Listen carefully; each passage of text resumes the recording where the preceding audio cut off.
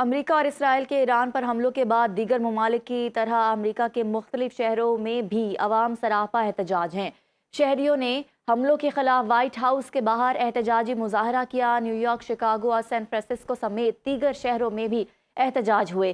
مظاہرین نے امریکہ سے اسرائیل کی مدد بند کرنے، ہتھیار کی فراہمی روکنے اور ایران پر حملے بند کرنے کا مطالبہ کیا، جبکہ عالمی خبر رساں ادارے کے حالیہ سروے کے مطابق ایران جنگ کے بعد صدر ٹرمپ کی مقبولیت میں کمی واقع ہوئی ہے۔ ماہرین کا کہنا ہے کہ یہ سروے مڈ ٹرم انتخابات پر اثر انداز ہو سکتا ہے اور صدر ٹرمپ کو مواخذے کا سامنا بھی کرنا پڑ سکتا ہے۔ یو اے ای پر ایرانی حملوں میں اب تک 4 افراد جاں بحق اور 112 زخمی ہوئے ہیں۔ متحدہ عرب امارات کی وزارت دفاع کے مطابق جاں بحق افراد میں 2 پاکستانی، 1 بنگلہ دیشی اور 1 نیپالی شہری شامل ہے۔ حملوں کے آغاز سے اب تک 221 بیلسٹک میزائلوں میں سے 205 کو تباہ کیا، 1305 میں سے 1229 ڈرونز کو روکا، 8 کروز میزائل بھی تباہ کیے گئے۔ صدر آصف علی زرداری اور وزیر اعظم شہباز شریف کا میزائل کے ٹکڑے لگنے سے 2 پاکستانیوں کے جاں بحق ہونے پر افسوس کا اظہار۔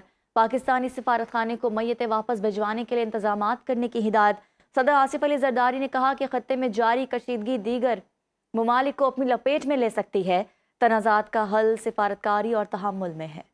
ایران کو نیا سپریم لیڈر مل گیا ہے۔ مجتبیٰ خامنہ ای ایران کے نئے سپریم لیڈر منتخب۔ مجلس خبرگان نے نئے سپریم لیڈر کا انتخاب کیا۔ مجتبیٰ خامنہ ای شہید علی خامنہ ای کے بیٹے ہیں۔ مجلس خبرگان کی ایرانی عوام سے نئے سپریم لیڈر سے وفاداری کے عہد کی اپیل۔ ایرانی مجلس خبرگان نے قوم سے اتحاد برقرار رکھنے کی اپیل کرتے ہوئے کہا ہے کہ موجودہ حالات میں قومی اتحاد اور یکجہتی ضروری ہے۔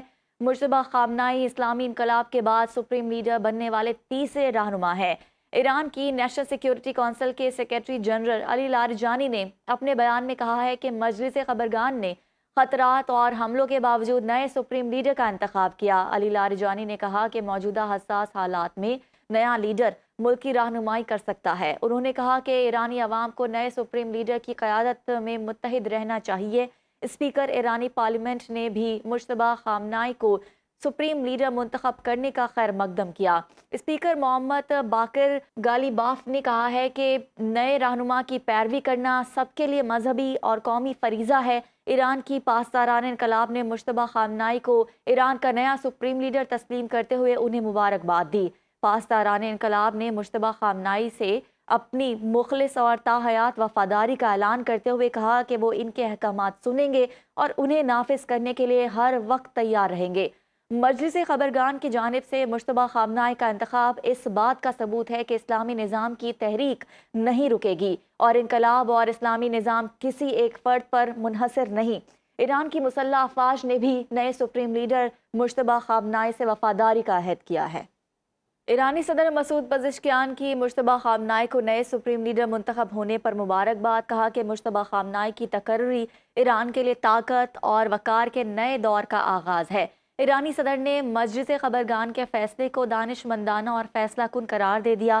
نئی قیادت کے تحت قومی اتحاد مزید مضبوط ہوگا۔ مزید کہا کہ ایران دشمن قوتوں کی سازشوں کا مقابلہ کرنے کے لیے متحد رہے گا۔